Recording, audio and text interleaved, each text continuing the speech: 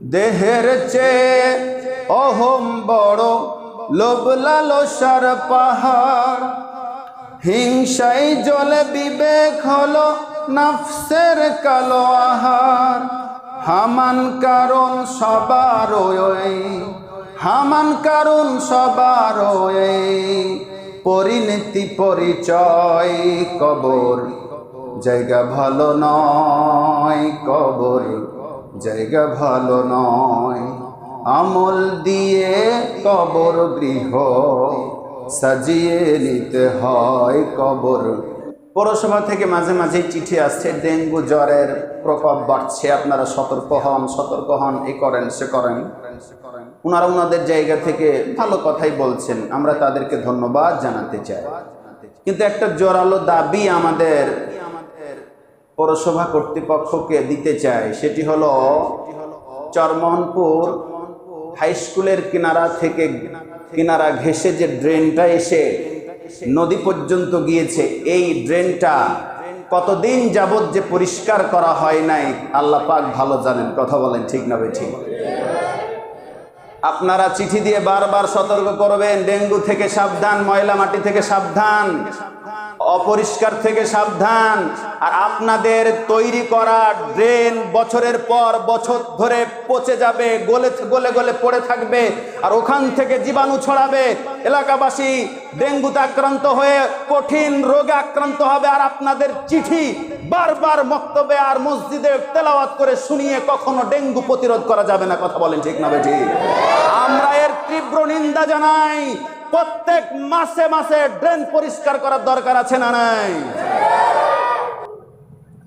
আশ্চর্য ব্যাপার, এই জায়গা বিশেষ করে মধ্যপাড়ার এই জায়গাতে এমন অবস্থা, 5 ফোঁটা বৃষ্টি হলে 10 ফোঁটা পানি জমায়। কথা বলেন ঠিক না বেঠিক? এলাকার বাসীর যে দোষ নাই তা বলছি না, এলাকাবাসী আরো বেশি দোষ। দুনিয়ার সব আবর্জনা, সব ধরনের নোংরা জিনিস কোনো কথাই মানে কোথাও জায়গা পাবে না, ড্রেনের উপরে ফেলবে। কথা বলেন ঠিক না? কেন এটা করবেন? রাস্তা থেকে কষ্টদায়ক জিনিস সরার অর্থ এই নয় যে শুধু কাঁটা সরাতে হবে, গোবর সরাতে হবে, মাটি সরাতে হবে, পাথর সরাতে হবে। এটার অর্থ শুধু এটুকু নয়, বরং ময়লা, মাটি, গোবর, খিস সহ ড্রেনের পচা আবর্জনা যাতে নিষ্কাশন হয়ে যায়, দ্রুত নিষ্কাশন হয়ে যায়, সেই ব্যবস্থা গ্রহণ করার নামই হচ্ছে রাস্তা পরিষ্কার ব্যবস্থা করে দেওয়া। কথা বলেন ঠিক না বেঠিক? কেন দক্ষিণ পাড়ে যদি যাই কোনো কারণে দেখতে পাই রাস্তাতে গরু বাঁধা থাকে। কথা বলেন ঠিক না বেঠিক? এই রাস্তা সম্মানিত উপস্থিতি, কয়েক সপ্তাহ যাবত আমরা আলোচনা করতেছি, মহাদিনের একটা আমাদের সামনে আসতেছে, যেই দিনটিতে আমাদের সবাইকে একত্রিত করবেন। জোরে বলেন কে? আওয়াজ দিয়ে বলেন কে? নবীজি সাল্লাল্লাহু আলাইহি ওয়াসাল্লাম বলছেন, কিয়ামতের জন্য অপেক্ষা করবে যখন দেখবে সমাজের নেতৃত্ব, রাষ্ট্রের নেতৃত্ব, দেশের নেতৃত্ব অযোগ্য ব্যক্তিদের হাতে ন্যস্ত হচ্ছে, তখনই বুঝবে কিয়ামত আর বেশি দূরে নয়। হাদিসটার সাথে বর্তমান সময় মিল আছে না নাই? জোরে বলেন আছে না নাই? স্বাধীনতার পর থেকে আজকে 2026 সাল পর্যন্ত বাংলাদেশ সহ তামাম পৃথিবীর দেশ আনাচে কানাচে খুঁজে দেখেন, এই ওয়ার্ডের মেম্বার থেকে শুরু করে, এই এলাকার মেয়র থেকে শুরু করে, এদেশের পার্লামেন্ট থেকে, এই দেশের রাষ্ট্রপ্রধান থেকে শুরু করে তামাম পৃথিবীর আনাচে কানাচে খুঁজে দেখেন, যারা এই রাষ্ট্র পরিচালনা করতেছে কোরআন হাদিসের দৃষ্টিকোণ থেকে তারা কেউ কোরআন হাদিসের দৃষ্টিকোণ থেকে তারা যোগ্য ব্যক্তি নয়। অনেকেই কথা বলেন ঠিক না বেঠিক?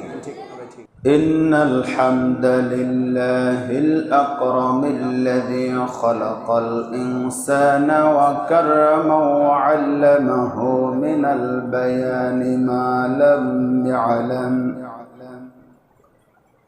ফাসুবহানাল্লাযী লা ইহসা ইমতিনানুহু বিল লিসানি ওয়া লা বিল কলম নাশহাদু আন লা ইলাহা ইল্লাল্লাহু ওয়াহদাহু লা শারীকা লাহু ونشهد أن سيدنا وحبيبنا ومولانا محمدا عبده ورسوله أما بعد فإن خير الحديث كتاب الله وخير الهدي هدي محمد صلى الله عليه وسلم وشر الأمور محدثاتها وكل محدثات بدعة وكل بدعة ضلالة وكل ضلالة في النار فقد قال الله تعالى في كلامه المجيد والفرقانه الحميد জবান ছেড়ে সবাই পড়ে নেই أعوذ بالله من الشيطان الرجيم بسم الله الرحمن الرحيم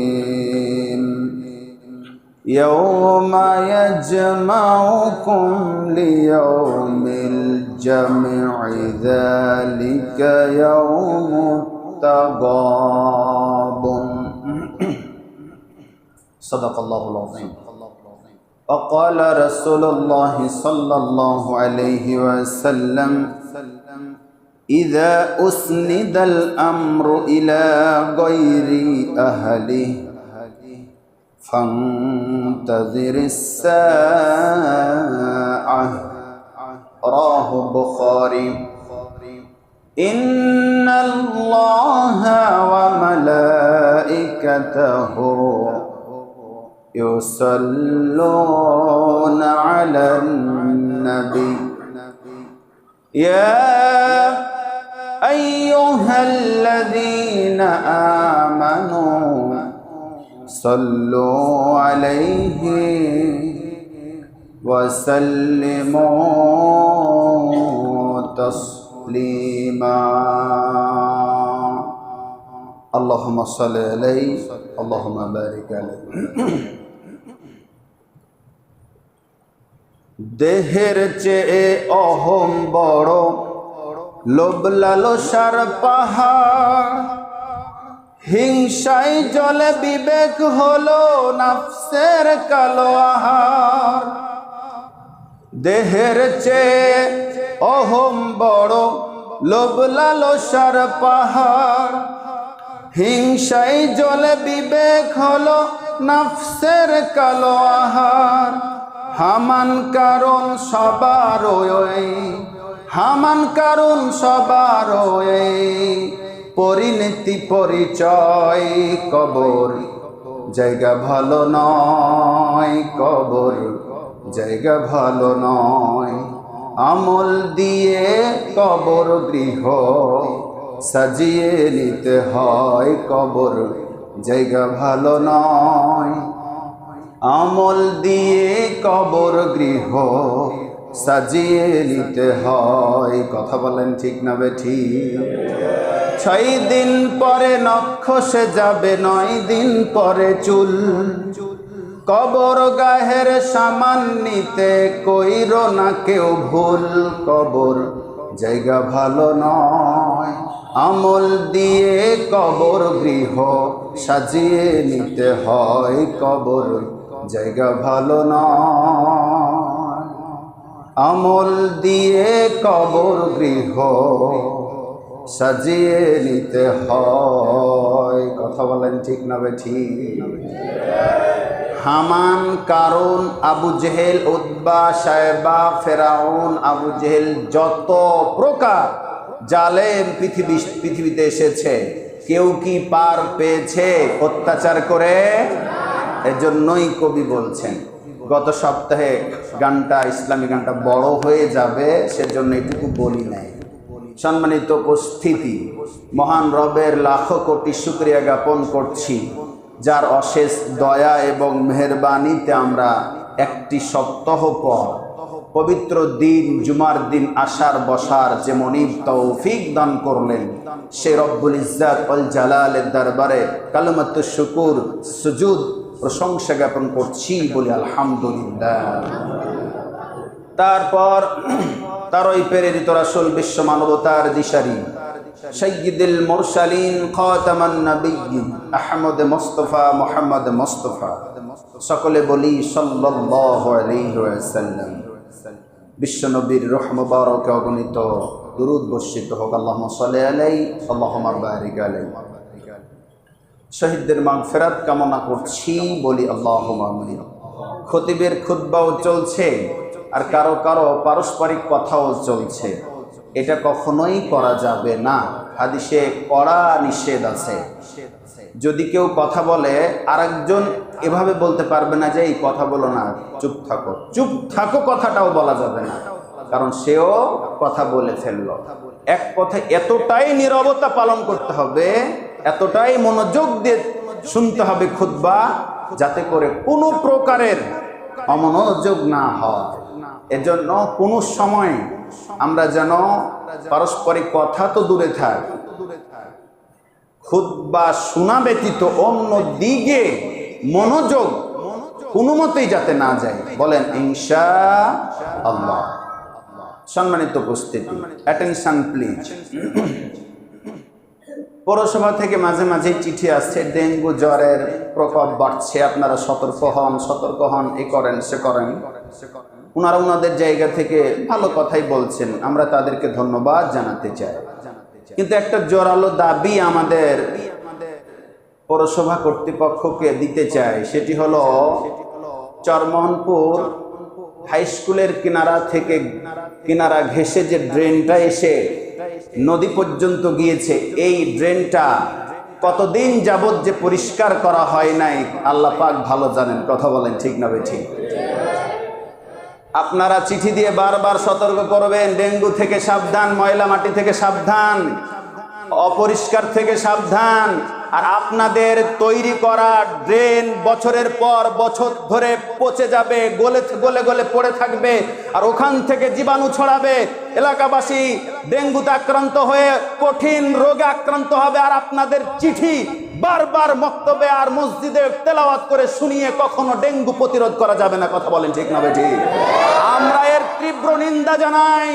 প্রত্যেক মাসে মাসে ড্রেন পরিষ্কার করার দরকার আছে না নাই? আশ্চর্য ব্যাপার, এই জায়গা বিশেষ করে মধ্যপাড়ার এই জায়গাতে এমন অবস্থা, 5 ফোঁটা বৃষ্টি হলে 10 ফোঁটা পানি জমায়। কথা বলেন ঠিক না বেঠিক? এলাকার বাসীর যে দোষ নাই তা বলছি না, এলাকাবাসী আরো বেশি দোষ। দুনিয়ার সব আবর্জনা, সব ধরনের নোংরা জিনিস কোনো কথাই মানে কোথাও জায়গা পাবে না, ড্রেনের উপরে ফেলবে। কথা বলেন ঠিক না বেঠিক? কেন এটা করবেন? এটা আপনি হন আর আমি হই, যেই হোক না কেন। সরকার কি করবে, কর্তৃপক্ষ কি করবে, আমাদেরও সতর্ক হওয়া দরকার। কেন আমি ড্রেনে ময়লা ফেলবো, আবর্জনা ফেলবো? এটা সাবধান হওয়ার দরকার। এই জায়গাতে ময়লা হলে, আবর্জনা ফেললে আমাদেরই তো ক্ষতি। এখন আপনি আমি এ রাস্তা দিয়ে চলতেছি, যত ড্রেনে পেশাব পায়খানা ময়লা মূত্র সব ড্রেনে পড়ে। ওই ড্রেনের ওপর দিয়ে আপনি আমি যখন নামাজি মানুষ হেঁটে আসি, মোটরসাইকেল আসি, হেঁটে যাই, সাইকেল নিয়ে যাই অথবা যানবাহনে চলি, সেখান থেকে এক ফোঁটা পানি যদি নাপাক পানি আপনার শরীরে ছিটতে পারে না? এটা কি অস্বাভাবিক? পারে না? ওই পানি ছিটে এসে যদি আপনার পোশাক আমার পোশাকে ভরে, ওই পোশাক দিয়ে আমি নামাজ যদি পড়ি, সেই নামাজ কবুল হওয়ার সম্ভাবনা খুবই কম। কত সতর্ক অবলম্বন করব, কত সতর্ক অবলম্বন করব, করি তো, চেষ্টা তো করি। অজান্তে যদি হয়ে যায় তাহলে কে দায়ী নিবে বলেন তো? অথচ হাদিসে এসেছে যে ব্যক্তি রাস্তা ব্লক করে দিবে ওই ব্যক্তি জাহান্নামে যাবে। আবার এটাও হাদিসে এসেছে যে ব্যক্তি রাস্তা থেকে কষ্টদায়ক জিনিস সরিয়ে দেবে ওর জন্য জান্নাতের পথটা আল্লাহ সহজ করে দিবেন। বলেন সুবহানাল্লাহ। তাহলে আপনি জান্নাতের পথ সহজ করতে যদি চান, তাহলে রাস্তা থেকে কষ্টদায়ক জিনিস সরাবেন। রাস্তা থেকে কষ্টদায়ক জিনিস সরার অর্থ এই নয় যে শুধু কাঁটা সরাতে হবে, গোবর সরাতে হবে, মাটি সরাতে হবে, পাথর সরাতে হবে। এটার অর্থ শুধু এটুকু নয়, বরং ময়লা, মাটি, গোবর, খিস সহ ড্রেনের পচা আবর্জনা যাতে নিষ্কাশন হয়ে যায়, দ্রুত নিষ্কাশন হয়ে যায়, সেই ব্যবস্থা গ্রহণ করার নামই হচ্ছে রাস্তা পরিষ্কার ব্যবস্থা করে দেওয়া। কথা বলেন ঠিক না বেঠিক?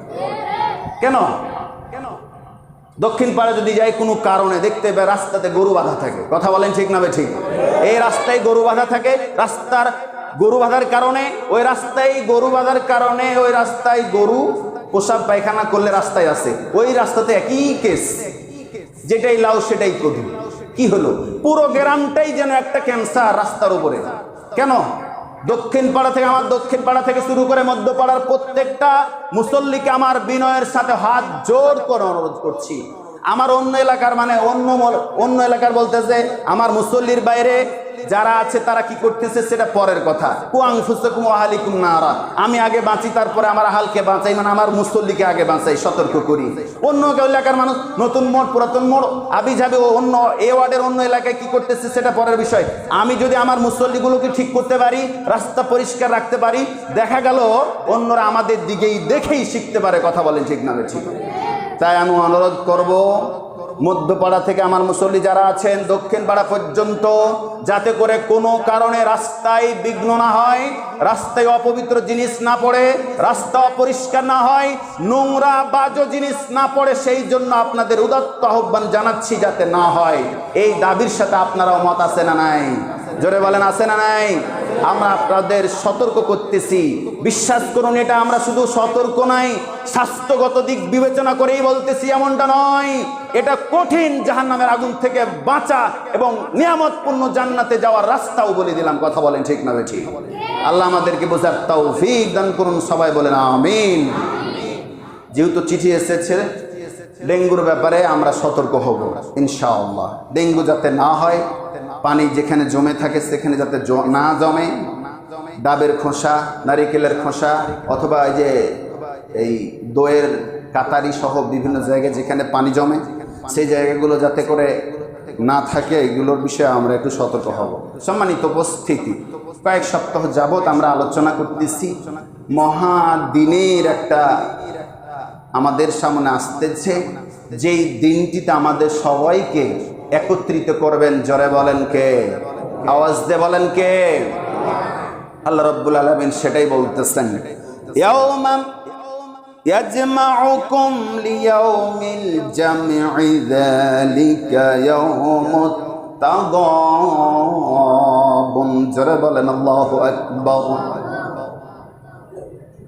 আল্লাহ রাব্বুল আলামিন বলেন, যেদিন হার জিতের দিন, তোমাদের এক মহাসমাবেশের দিন, তোমাদের সবাইকে একত্রিত করা হবে। জোরে বলেন কে করবে?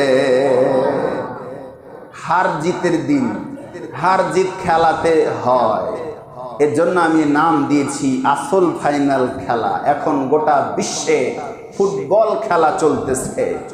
যারা 7 আপের পক্ষের দলের উত্তরসূরি ইতিমধ্যে তাদের জানাজা হয়ে গেছে, ঠিক না বেঠি? আওয়াজ দিয়ে বলেন ঠিক না বেঠি? ব্রাজিল নামক দেশ ইতিমধ্যে জানাজা হয়ে গেছে, তারা এই বছরে আর তারা ফাইনাল রাউন্ডে যেতে পারছে না। সম্মানিত উপস্থিতি, শুধু ব্রাজিল না, ব্রাজিল সহ আরো অনেক দেশ ইতিমধ্যে সব বস্তায় সব কিছু সেটেলিয়ে নিজ দেশ চলে গেছে। এভাবেই হয়তো সবাই চলে যাবে, থাকবে 2টা দল। কথা বলে ঠিক না ঠিক? 2টা দল সর্বশেষ ফাইনাল রাউন্ডে গিয়ে প্রতিযোগিতা করবে, একটা দল হবে চূড়ান্ত ফাইনাল খেলার বিজয়ী দল। সম্মানিত উপস্থিতি, সেই কথার আলোকে আমি আপনাদের সম্মুখে আলোচনা করতেছি। আমরাও খেলতেছি, চূড়ান্ত ফাইনাল খেলার দিন অপেক্ষা করতেছে, সেই দিনটির নাম হচ্ছে কিয়ামতের দিন। কথা বলেন ঠিক না ঠিক? আল্লাহ পাক বলতেছেন সেই কিয়ামত একদিন অনুষ্ঠিত হবেই হবে, যেই দিন ইসরাফিল ফেরেশতা সিংহায় ফু দেবে, সঙ্গে সঙ্গে সব কিছু লন্ডভন্ড হয়ে আমি কিয়ামত সংগঠিত করব। হাদিসে এসেছে কিয়ামতের জন্য অপেক্ষা করবে তখন যখন আজকে যে হাদিসটি তেলাওয়াত করেছি সহিহ বুখারীর 6496 নম্বর হাদিস, নবীজি সাল্লাল্লাহু আলাইহি ওয়াসাল্লাম বলছেন কিয়ামতের জন্য অপেক্ষা করবে যখন দেখবে সমাজের নেতৃত্ব, রাষ্ট্রের নেতৃত্ব, দেশের নেতৃত্ব অযোগ্য ব্যক্তিদের হাতে ন্যস্ত হচ্ছে, তখনই বুঝবে কিয়ামত আর বেশি দূরে নয়। হাদিসটার সাথে বর্তমান সময় মিল আছে না নাই? জোরে বলেন আছে না নাই? স্বাধীনতার পর থেকে আজকে 2026 সাল পর্যন্ত বাংলাদেশ সহ তামাম পৃথিবীর দেশ আনাচে কানাচে খুঁজে দেখেন, এই ওয়ার্ডের মেম্বার থেকে শুরু করে, এই এলাকার মেয়র থেকে শুরু করে, এদেশের পার্লামেন্ট থেকে, এই দেশের রাষ্ট্রপ্রধান থেকে শুরু করে তামাম পৃথিবীর আনাচে কানাচে খুঁজে দেখেন, যারা এই রাষ্ট্র পরিচালনা করতেছে কোরআন হাদিসের দৃষ্টিকোণ থেকে তারা কেউ কোরআন হাদিসের দৃষ্টিকোণ থেকে তারা যোগ্য ব্যক্তি নয়। অনেকেই কথা বলেন ঠিক না বেঠিক? কিয়ামত খুব বেশি দূরে নয়। কোরআন এবং হাদিসের চশমা লাগিয়ে যদি দেখেন খুব বেশি দূরে কিয়ামত নয়, অথচ আমাদের ভুরখাপি নেই। কিয়ামত যে খুব সন্নিকটে এটা আমরা মানতেই চাই না। বলতেছিলাম সূর্যটা 12টা মুখ দেবে, এমন অবস্থায় সবাই চতুর্দিকে হন্যের মতো ছুটাছুটি করবে, এদিক সেদিক ছুটাছুটি করবে, নিজেই ইয়া নাফসি করে আত্মচিৎকারে দিতে থাকবে। কে কোথায় যাবে পালাবে তার কেউ হদিস থাকবে না। এমত অবস্থায় আল্লাহ রাব্বুল আলামিন নবীজি সাল্লাল্লাহু আলাইহি ওয়াসাল্লামের মাধ্যমে হাদিসে জানিয়েছেন 7 শ্রেণীর মানুষদেরকে শুধুমাত্র কেবলমাত্র আরশ নামক ছায়া দান করবেন। জোরে বলেন সুবহানাল্লাহ। কিয়ামতের আলোচনা চলতেছে, একদিন মহান সমাবেশের দিন আসতেছে।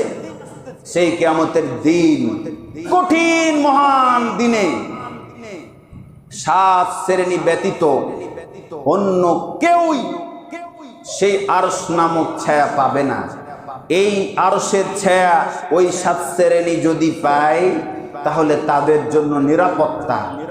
এই যে 12টা সূর্য মানে সূর্যের মুখ 12টা হয়ে যে তাপ দেবে, আরশের ছায়ার নিচে যারাই থাকবে, এখন বর্তমান সময় এয়ার কন্ডিশন এসি রুমে থাকলে যে কেমন লাগে, কি আনন্দ, কি মজা লাগে।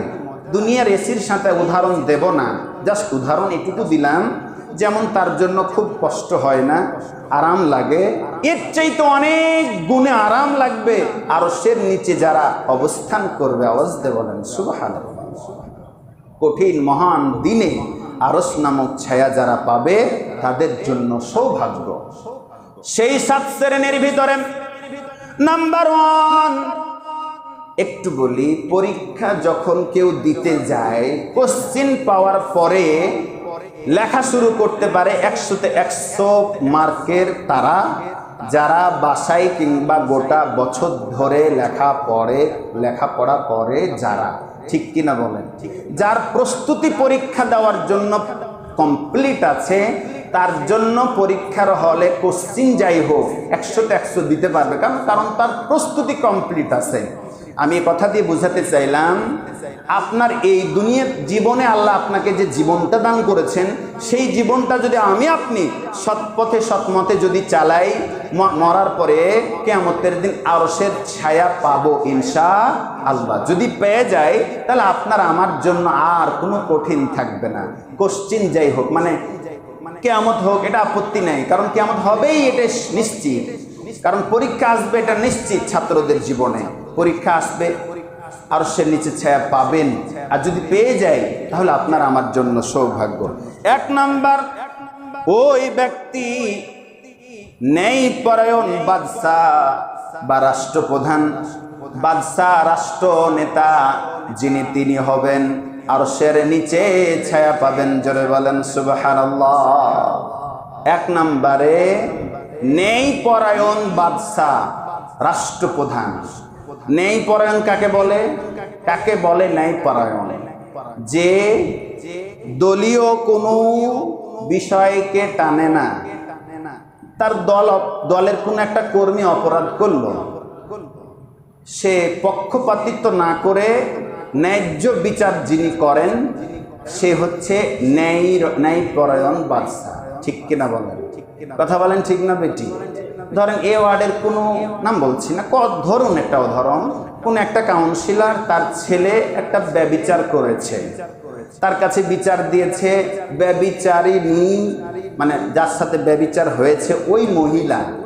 আচ্ছা, ওই কাউন্সিলর যদি সব কিছু শোনার পরে তার ছেলেকে মাফ করে দেয়, ছেড়ে দেয়, এটি কি ন্যায়পরায়ণ হইল? কথা বলেন, হইল? এটা হলো না। কিন্তু সে সব কিছু সাক্ষ্য প্রমাণ পাওয়ার পরে যদি সে কোরআনের আইন বাস্তবায়ন করত অথবা ন্যায্য বিচার করত, তাহলে এই কাউন্সিলরকে দিয়েই আল্লাহ আরশের নিচের প্রথম নম্বর সারি উদ্বোধন করতেন। বলেন সুবহানাল্লাহ। তাহলে ন্যায়পরায়ণ বাদশা কাকে বলে? ন্যায়পরায়ণ নেতা, ন্যায়পরায়ণ বাদশা যে পক্ষপাতিত্ব করে না, হক, সত্য, ইনসাফপূর্ণ বিচার ফয়সালা করে যিনি, ওই হচ্ছে ন্যায়পরায়ণ বাদশা। চিল্লায় বলেন সুবহানাল্লাহ। একটা দৃষ্টান্ত নিতে পারি হযরত উমরের জীবনী থেকে, যদিও ঘটনাটা নিয়ে একটু দ্বিমত, কারো দ্বিমত আছে।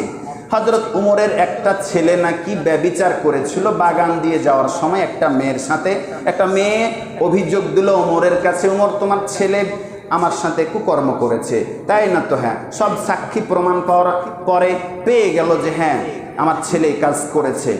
ছেলেটা করেছিল মাতলামি করেছিল। মাতলামি মানে মদ খায় নাই, কয়েকদিন দুধের ভিতরে খাজুর ডুবিয়ে রেখেছিল।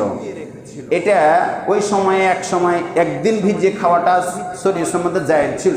কয়েকদিন ভিজে খাওয়ার কারণে সেটার একটা ঘ্রাণ চেঞ্জ হয়ে যাওয়ার কারণে মাতলামির একটা ঘ্রাণ, মানে মদের একটা ঘ্রাণ চলে এসেছিল। ওটা খাওয়ার কারণে তার সেন্স ছিল না, পরিপূর্ণ জ্ঞান না থাকার কারণে এরকম কাজ করেছে বলে ইতিহাস সাক্ষ্য দেয়। উদাহরণ শুধু শিক্ষার জন্য বলছি। পরবর্তী সকাল 10টায় গোটা এলাকাবাসীকে মাইকিং করে জানিয়েছিল হযরত ওমর আমার ছেলের বিচার হবে আগামীকাল সকাল 10টায়। সত্যি সত্যি সকাল 10টায় আগামীকাল বিচার বসালেন হযরত উমর নিজে বাদশা, নিজেই বিচার করছেন নিজের কলিজার টুকরা সন্তানের। তার বিচারের ফাইসালা হলো 100টা বেত্রাঘাত করতে হবে তার শরীরে। চিল্লায় বলেন আল্লাহু আকবার। সম্মানিত উপস্থিতি, ইতিহাস সাক্ষী দেয় 80টা বেত্রাঘাত করার পরেই সে মৃত্যুবরণ করে। বাকি 20টা কবরে গিয়েও তিনি ছাড় দেয়নি, আঘাত করে এসেছে। সুবহানাল্লাহ বলা যায় না? এর নাম হচ্ছে ন্যায়পরায়ণ বাদশা। সম্মানিত উপস্থিতি, আমি যেটা বুঝাতে চাইলাম, হযরত উমর দৃষ্টান্ত দিয়ে গেছেন কিভাবে নিজের সন্তানকেও ন্যায়পরায়ণ মানে ন্যায্য বিচার করিয়ে সমাজে দেখিয়ে যাওয়া যায়। কথা বলেন ঠিক না ঠিক? এরকম যদি কেউ সমাজের নেতা এরকম প্রমাণ দিতে চায় তাহলে দিতে পারবে, কোনো পক্ষপাতিত্ব করা যাবে না। 1 নম্বর আয়াত, এই ন্যায়পরায়ণ বাদশা যে জান্নাত পাবে আর সে ছায়া পাবে, সে ব্যাপারে সূরা হুজরাতের 9 নম্বর আয়াতে আল্লাহ পাক বলছেন ইন্নাল্লাহা ইউহিব্বুল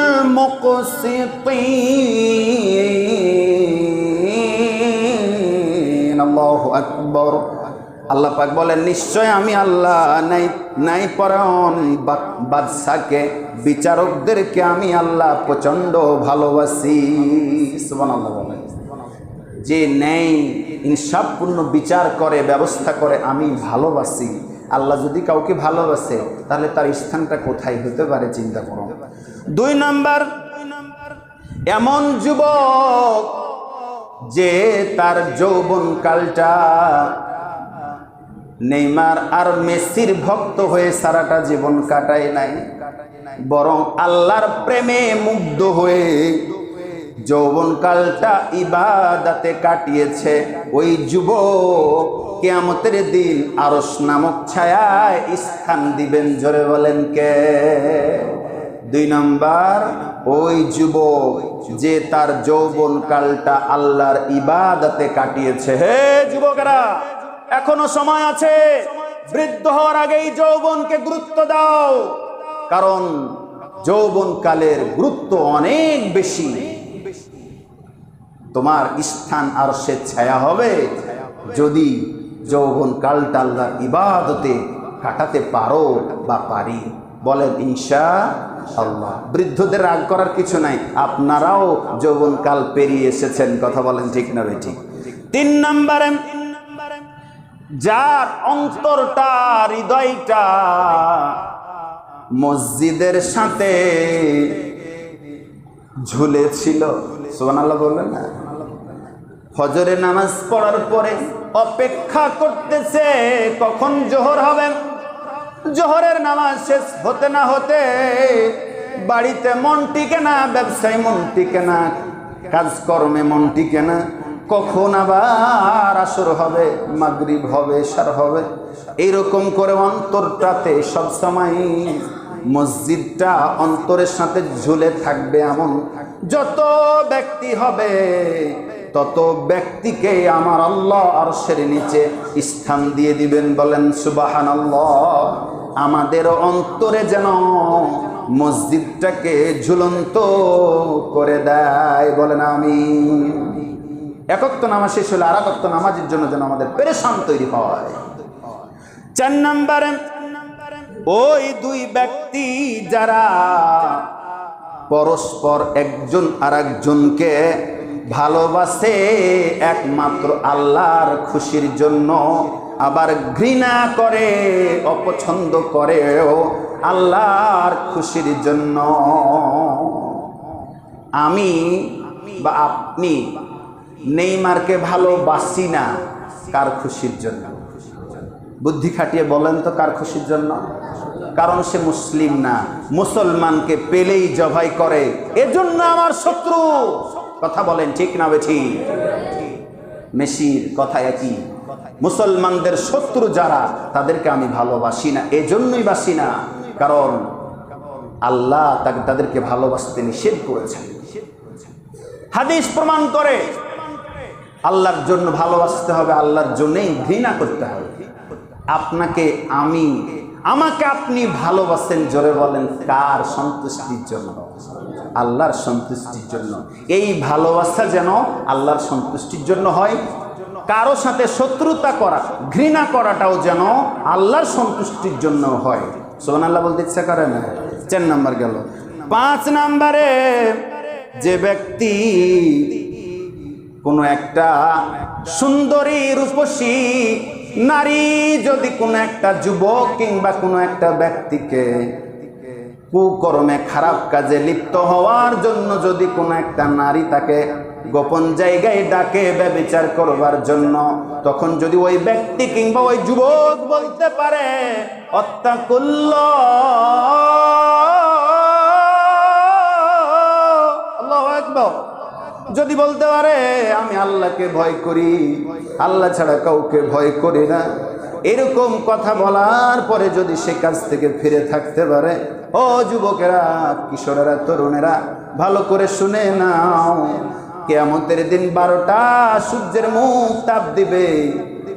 এই তাপে সঙ্গে সঙ্গে মাটিগুলো তামাক বর্ণ হয়ে যাবে, কিন্তু আরশের ছায়া যারা পাবে তাদের কোনো টেনশন, দুশ্চিন্তা থাকবে না রে। সেই দিন তুমিও আমিও পাইতে পারি এই আরশের ছায়া। যদি তোমাকে কোনো একটা নারী, বেগানা নারী, কোনো সুন্দরী রূপসী নারী তোমাকে যদি ব্যভিচার করবার কারণে ডাকে, আর তুমি যদি সেই ডাকটা না শুনে আল্লাহকে ভয় করে ফিরে থাকতে পারো, তাহলে ওই আরশের ছায়া তোমাকে আল্লাহ দান করবেন। বলেন সুবহানাল্লাহ। 6 নম্বরে, যারা গোপনে দান করে, প্রকাশ্যে দান করাটা জায়েজ আছে, আপত্তি নাই, সেটারও হাদিস আছে, কিন্তু গোপনে দান করার হাদিসটাও খুব গুরুত্বপূর্ণ। সেটা হলো আরশের ছায়া পাওয়া যাবে। এজন্য আমরা গোপনে দান করার ব্যবস্থা এতদিন ছিল কি ছিল না জানি না, এখন ইদানিং বেশ কয়েক মাস থেকে, রোজা থেকে মসজিদের বাইরে রাস্তার পাশে একটা দান বাক্স করা হয়েছে।